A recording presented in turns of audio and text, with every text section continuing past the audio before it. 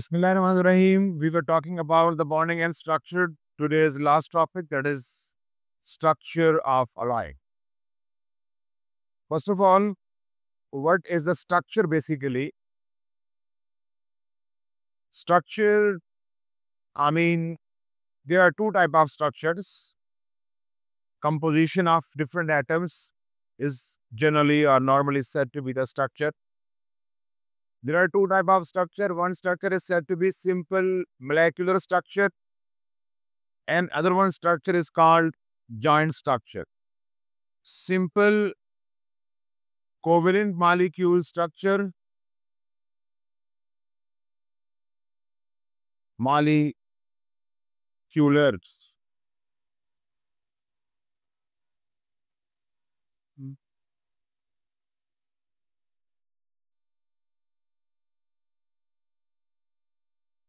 And the second one is said to be macromolecular or joint structure. Macromolecular or joint structure.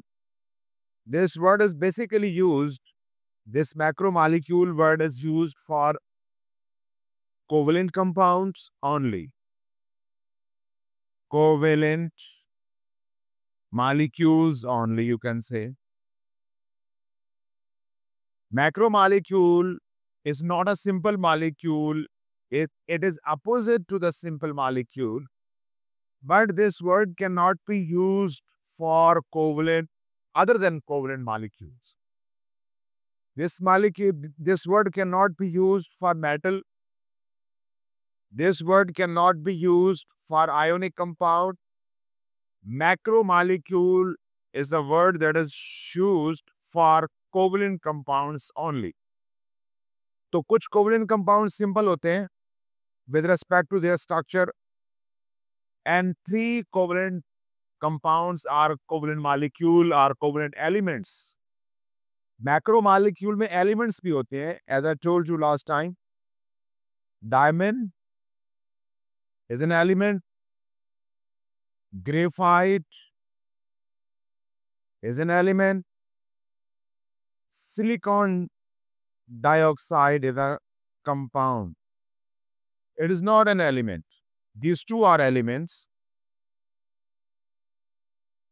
So basically, macromolecule is a covalent molecule in form of element or in form of covalent compound. तो ये बात आपने याद रखनी है. This word is specifically used, I am going to tell you again and again. This word is specifically used by covalent molecules or covalent compounds or covalent elements. सिर्फ 3 examples हैं आपके सिलेबस में. Diamond, graphite and silicon dioxide. That's all. Generally, इसका दूसरा नाम joint है, joint structure. Macromolecule को joint भी कहते हैं. लेकिन joint structure that is specifically used for ionic compounds, all ionic compounds, all type of ionic compounds are having joint structure. Second one, metals और alloys जो हम पढ़ने जा रहे हैं आज. So इनके लिए सिर्फ joint का वर्ड यूज करते हैं. इनका जो स्ट्रक्चर है वो joint है. Ionic compound structure will always be joint structure. Structure of the metal will always be the joint structure. Structure of alloy will always be the joint structure.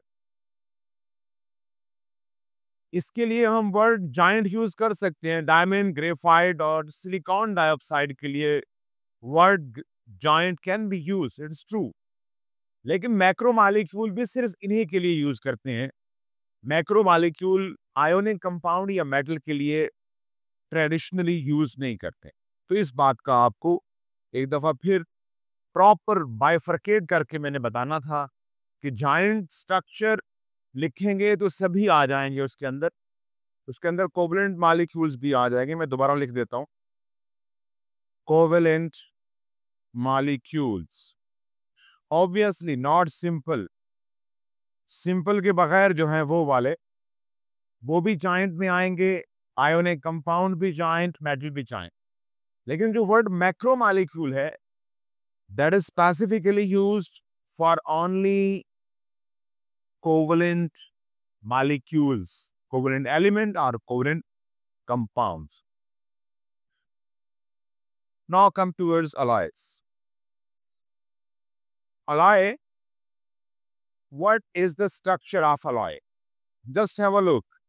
छोटी सी एक picture है, यहां पर देखें तो basically it's a mixture of two type of atoms. Positive charge mean, या जो मैंने ये पॉजिटिव सिंबल लिखा हुआ है, आई मीन पॉजिटिव आयन भी कह सकते हैं, ये पॉजिटिव चार्ज है। बेसिकली न्यूक्लियस के ऊपर पॉजिटिव चार्ज होता है, तो आप जब भी कोई एटम, स्पेशली मेटल का एटम शो करते हैं तो यहाँ पर पॉजिटिव साइन ऐड करते हैं, क्योंकि मेटल एक तो इलेक्ट्रॉन लूज करते हैं, नंबर वन। नंबर टू, हम मेटल के जब भी स्ट्रक्चर लिखते हैं उनके न्यूक्लियस को शो करते हैं। So these circles are the nuclei, nucleus of the element or nucleus of the atom. अब जरा गौर से देखें, in this picture it is a mixture of two type of nuclei. एक वाइट सर्कल है और एक ग्रे सर्कल, एक दूसरी टाइप का सर्कल ग्रे है। It means it is a mixture of different sizes of the atom are different sizes of the nuclei. ये एक जैसे एलिमेंट के एटम्स नहीं है। इस वक्त कोई प्रॉपर ओवरऑल आपको एक सिमेट्रिकल लेयर नजर नहीं आ रही। यहाँ पे there are no symmetric layers, इसलिए ये वाला structure that is in front of you exactly is not malleable structure. अगर ये किसी मेटल का स्ट्रक्चर है, आप इसके ऊपर हैमरिंग करेंगे, it will not change into the thin sheet, ये थिन शीट में कन्वर्ट नहीं होगा। इसलिए आपने एक नाम सुना होगा अलॉय रिम। गाड़ियों के टायर्स के लिए स्पेसिफिकली आजकल या कुछ अर्सा पहले से अलॉय रिम यूज करते हैं। What is the basic use of alloy rim? ये वही अलॉय है जो हम पहले इसका नाम सुनते रहे। ये हार्ड होते हैं, ये स्ट्रांग होते हैं, ये जल्दी टूटते नहीं हैं, ये ब्रिटल होते हैं, यानी अगर बहुत ज़्यादा फोर्स से गाड़ी हिट हो तो ये टूट तो जाते हैं, लेकिन इनमें बेंड नहीं आता। आम आयरन का कोई अगर रिम यूज करेंगे आप, तो उसके अंदर क्या होगा, जब गाड़ी खुदा ना खास्ता हिट होगी तो टायर टेढ़ा हो जाएगा, वो इतना हार्ड नहीं होता because of you can say sort of malleability, उसमें डेंट पड़ जाता है। लेकिन जहां पर भी if there is any piece of an alloy, उसको आप जितना मर्जी हिट करें वो कभी भी शेप नहीं होगा। A time will come it will break into pieces, टूट जाएगा। इसे कहते हैं ब्रिटलनेस। जैसे पत्थर होता है, आप उसको हिट करते रहें तो एक टाइम आएगा कि वो टूट जाएगा, but it will not be shape, I mean its volume, वो अपनी शक्ल नहीं बदलेगा। Number one, once again, alloy is a physical mixture of different metals or a metal and non-metal. अब ये समझना है आप, alloy जो है वो मिक्सचर है, फिजिकल मिक्सचर। जैसे हम नमक और मट्टी को मिक्स कर देते हैं, आटे में नमक मिक्स कर देते हैं, यही इसी तरह की मिक्सिंग होती है। ये गरम करके भी आप इनको मिक्स कर सकते हैं, but that is a physical mixture. It means there is no any chemical change.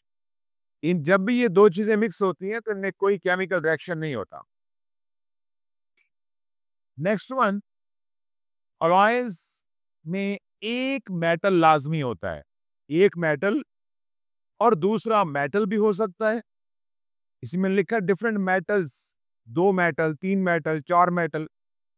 आपको पता है जो ऑर्नामेंट्स आप लोग पहनते हैं गर्ल्स, ये जो ज्वेलरी होती है, that is not purely made up of gold. Gold इतना स्पॉन्जी है, इतना सॉफ्ट है गोल्ड, कि अगर उसको हाथ से पकड़ के आप उसको पुश करें तो वो डी शेप हो जाएगा।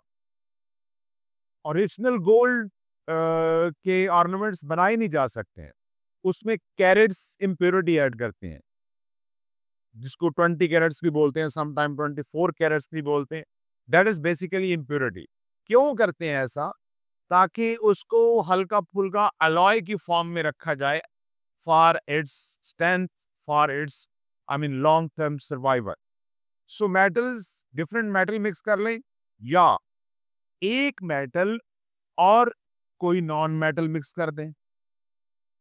तो बेसिकली मेटल्स आपस में मिक्स हो सकते हैं, यस इट इज ट्रू।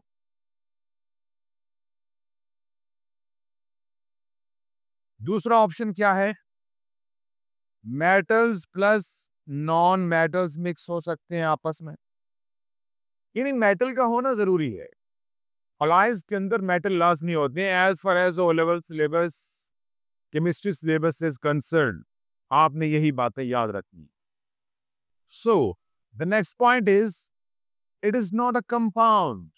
इनके जब दो मेटल को आप मिक्स करते हैं तो इनके इन बिटवीन कोई बॉन्ड नहीं बनता, सो it is not a compound, but a physical mixing of a metal plus at least another material. It may be one of the metal or may not be the metal. एक metal लाजमी होता है। Now once again just have the look on this picture. Let's suppose A जो black हैं, black circles या gray circles हैं, they are the basically atoms are the nuclei, are the nucleus of iron. और जो white circles हैं, let's suppose they are of nickel, कोई भी हो सकता है, या कार्बन हो सकता है। So whenever I am going to mix let's suppose iron and carbon, तो ये एक स्ट्रक्चर आपके सामने है, ये एक स्ट्रक्चर बनाया, there is no symmetrical lines of same nuclei. एक जैसे एटम एक लाइन में नहीं है प्रॉपरली, डिस्पर्स हो गए हैं। It is a random mixture of different nuclei. तो ये एक तो आपने ड्राइंग याद रखनी है कि आपने हमेशा ऐसे ड्रा करना है अगर वो आपसे पूछते हैं तो। Next thing, then what happen because of this mixture, then here is the main thing और आंसर ऑफ योर क्वेश्चंस। जब भी वो आपसे क्वेश्चन पूछते हैं, one of the unanimously asked question is why alloys are harder, stronger and less malleable. यही question पूछते हैं 99% क्वेश्चन P2 में यही पूछा जाता है कि अलॉयज जो होते हैं वो स्ट्रॉन्गर क्यों होते हैं, वो हार्डर क्यों होते हैं, और वो मैलिएबल क्यों होते हैं। तो आपने ये एक आंसर है पूरा बना हुआ, इसको याद करना है एज सच, इसको लिखना है, इसको समझना है और रिपोर्ट करना है। तो आप क्या लिखेंगे? Actually the different atomic radii is a plural word of the radius or size is the mixture। Basically जो अलाय होता है वो एक मिक्सचर है that disrupt the symmetry of the layers। वो लेयर्स की सिमेट्री को, मैंने पहले जैसे कि बोला है कि हर जगह पर सारे वाइट सर्कल एक लाइन में नहीं है, या grey circles they are not lying in the same row in the same layer, ऐसा नहीं है। तो बेसिकली पहला काम, नंबर 1 आप क्या लिखेंगे अपने आंसर में? Number 1, they disrupt the symmetry of the layers, that is why they reduces the slipability of the layers to each other. वो लेयर्स को स्लाइड नहीं करने देते, स्लिप नहीं होने देते जब आप हैमरिंग करते हैं, उसके ऊपर हथौड़े मारते हैं। That is why its alloy is stronger, harder, less malleable, but more brittle। एक और सेंटेंस भी साथ आप लिखना है आपने, इसके साथ एक और लिख लें।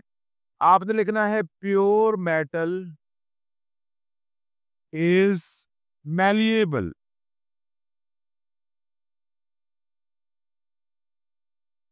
ये सेंटेंस आपने लाजमी ऐड करना है।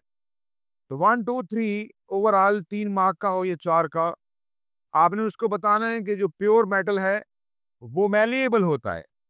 लेकिन जब हम डिफरेंट मेटल्स को मिक्स कर देते हैं, किस इम्प्योरिटी उसमें ऐड करते हैं, तो होता क्या है, it becomes mixture of the different atomic size.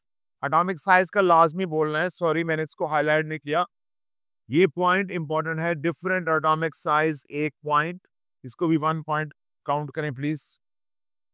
Disrupt स्लिपेबिलिटी और symmetry and so on.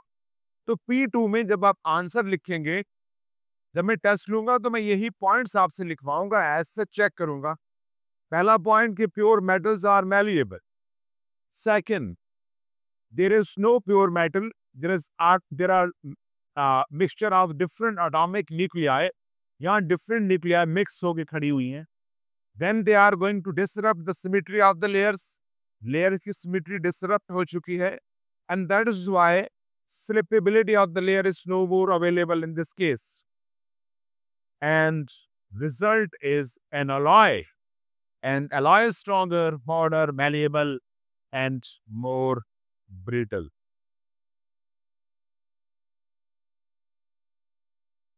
Next, another point that is lying over here, this one, all metals can form alloys. तमाम दुनिया के मेटल ये काम कर सकते हैं, अलॉय बना सकते हैं। And I told you yesterday as well that alloys are also good conductor of heat and electricity.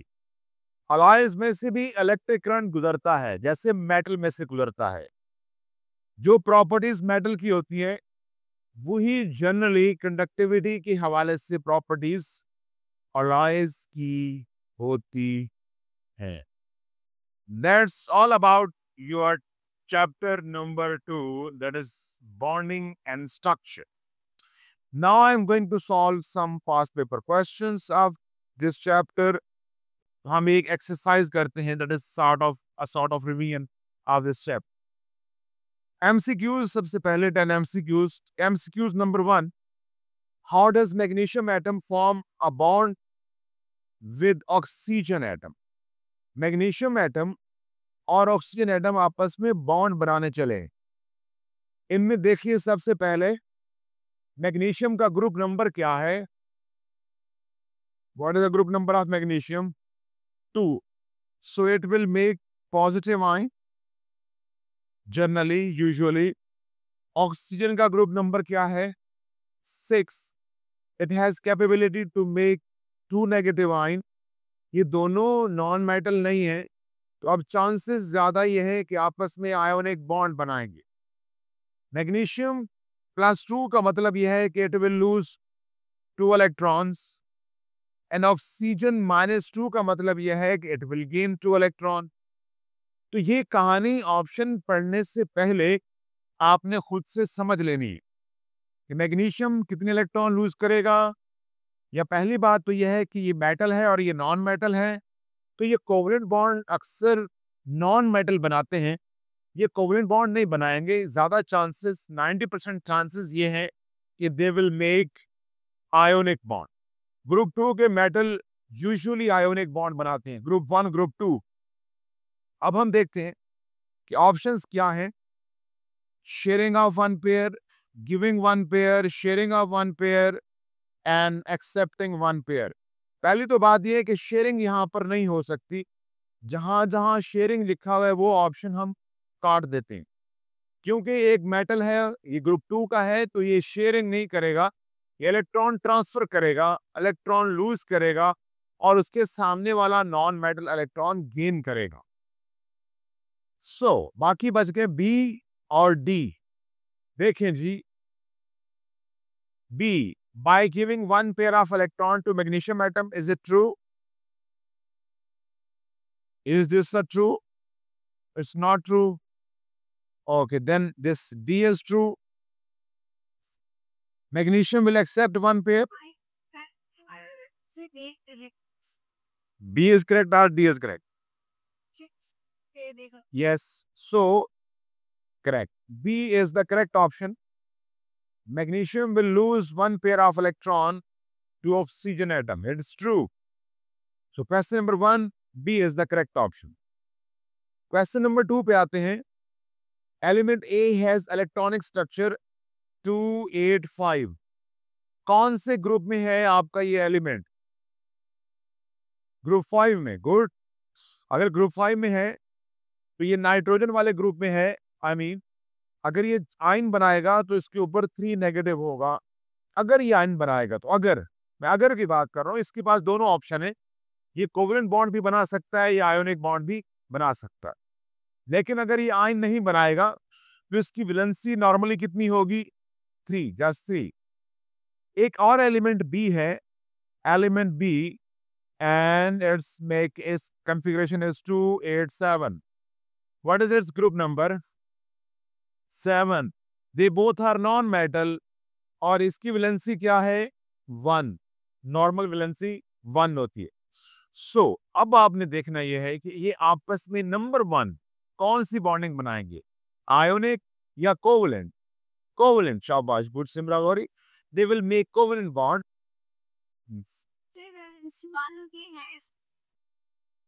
General valency 1 होती है। -1 बेसिकली चार्ज होता है, या ऑक्सीजन स्टेट होती है, या आयोनिक वैलेंसी होती है। वो नॉर्मल वैलेंसी जब बोलते हैं उसके साथ प्लस माइनस नहीं लगाते। सो एलिमेंट ए के ऊपर लिखो 3, एलिमेंट बी के ऊपर लिखो 1।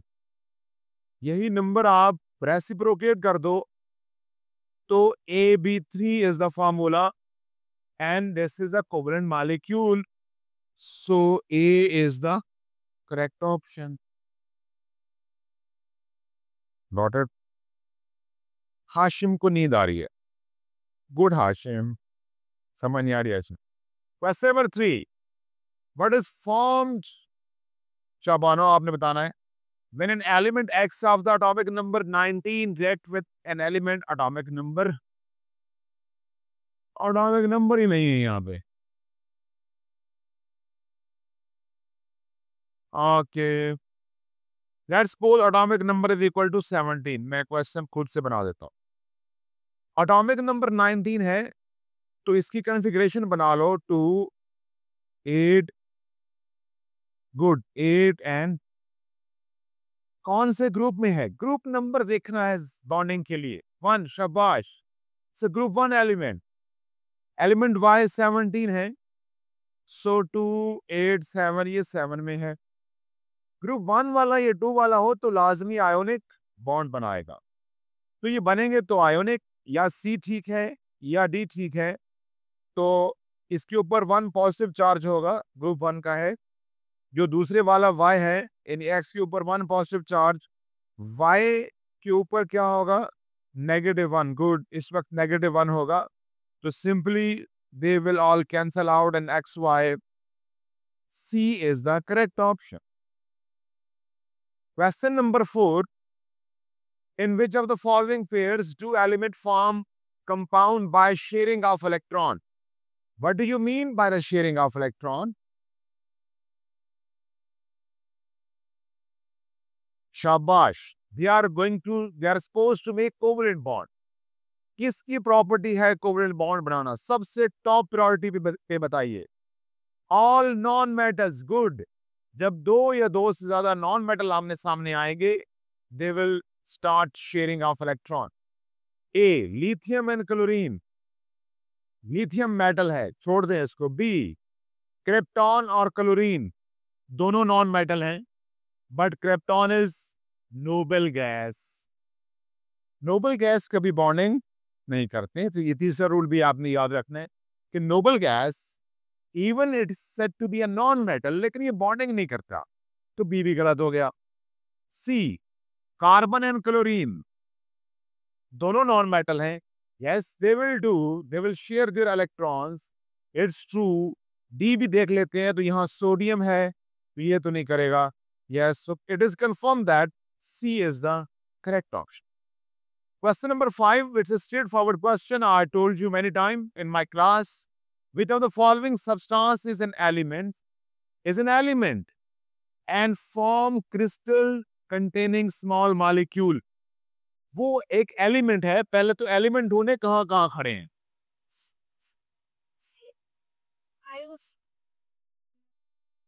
This is not an element, ये कंपाउंड है सोडियम क्लोराइड, नमक खाने वाला। Sugar is not an element, उसमें 3 एलिमेंट होते हैं, C6H12O6। Yes, iodine I2 is an element. Graphite, yes it is element. ये कार्बन है और ये I2 है। किसका क्रिस्टल जो है वो एलिमेंट क्रिस्टल की फॉर्म में होता है बेसिकली। तो इसका आंसर है आयोडीन। आयोडीन का जो स्ट्रक्चर है that is having very much close resemblance with the structure of sodium chloride. तो ये अगर आज के बाद फिर कभी पूछें तो आपको इसका आंसर आना चाहिए। The structure of iodine is the cubic lattice और crystalline structure, cubic crystal structure. तो बिकॉज ऑफ द क्रिस्टल आपने ये आंसर चूज करना है। What are the different form of the same element of the same physical state? ये भी एक straight forward question है। डेफिनेशन लिखी हुई है कि डिफरेंट आपने बताने हैं फॉर्म्स।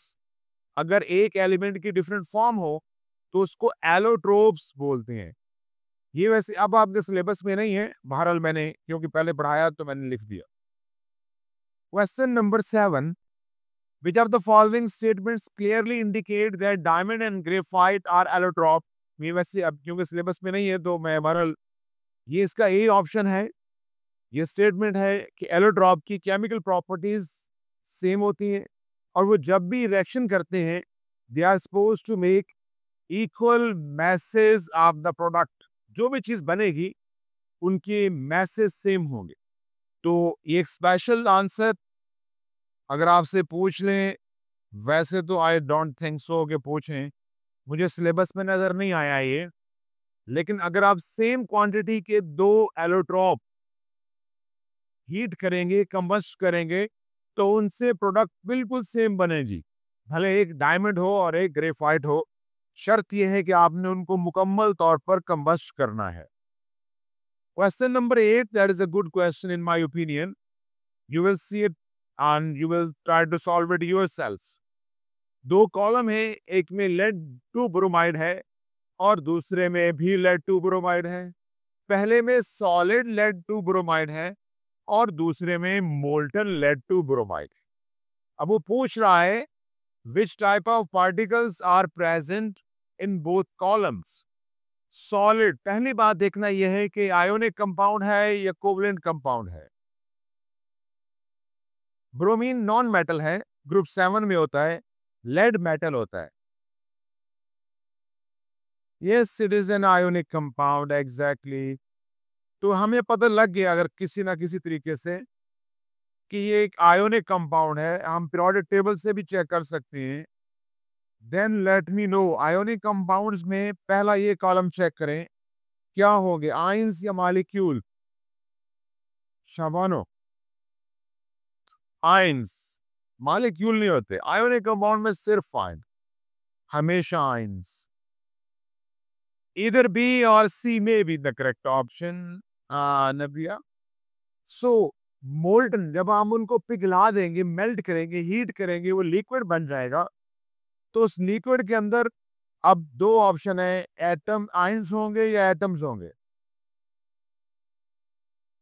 आयंस ही होंगे, क्योंकि हमने जस्ट उसको हीट किया है, उसकी केमिस्ट्री चेंज नहीं की है, उसको ना इलेक्ट्रॉन दिए हैं ना छीने हैं, तो इट विल रिमेन आयन।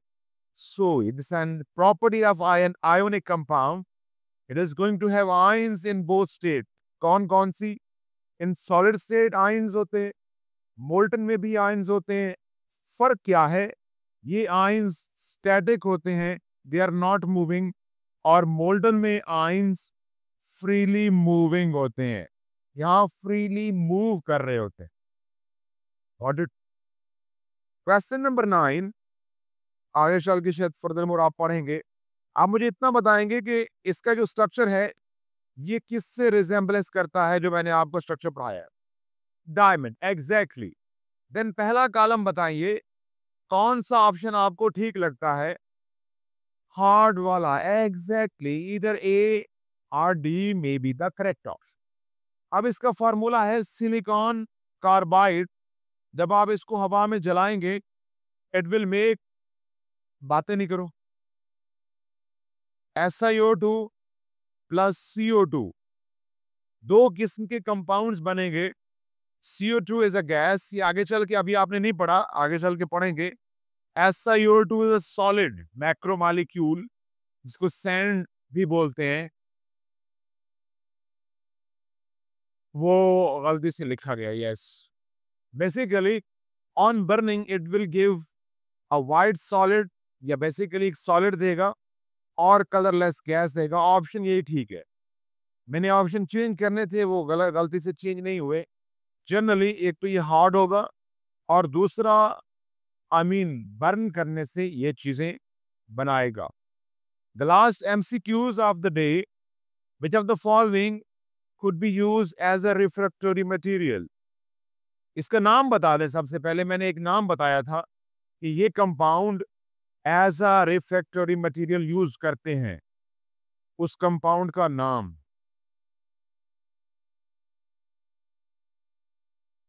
या formula of that compound that is usually used in refractory material in your syllabus.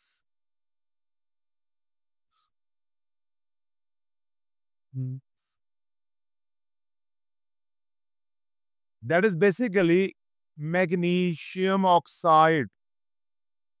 ये इतना हार्ड होता है कि इससे फर्नेस बनाते हैं, और फर्नेस की lines, inner lines of the furnace are made up of MgO।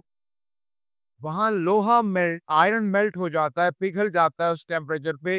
ये मेल्ट नहीं होता। सो अब गौर से देखें, ये क्या है? क्या ये मेटालिक ऑक्साइड है? क्या ये मेटल है? क्या ये नॉन मेटालिक ऑक्साइड है, या कोई पॉलीमर है? It's a metallic oxide. Good. ये एक मेटालिक ऑक्साइड है जिसका melting point 3000 degree Celsius. Yes, it is true. So A is the correct option. ये प्रॉपर्टी इनडायरेक्टली MgO की पूछ रहे हैं। जब मैंने आपको प्रॉपर्टीज पढ़ाई थी आयोनिक कंपाउंड की, तो उसमें सबसे आखिर में ये बताया था कि MgO is having strong ionic bonds and it's having remarkably very high melting point, and it is used as a refractory material. It is used to build a furnace. The inner lining of the furnace is made by MgO. Got it?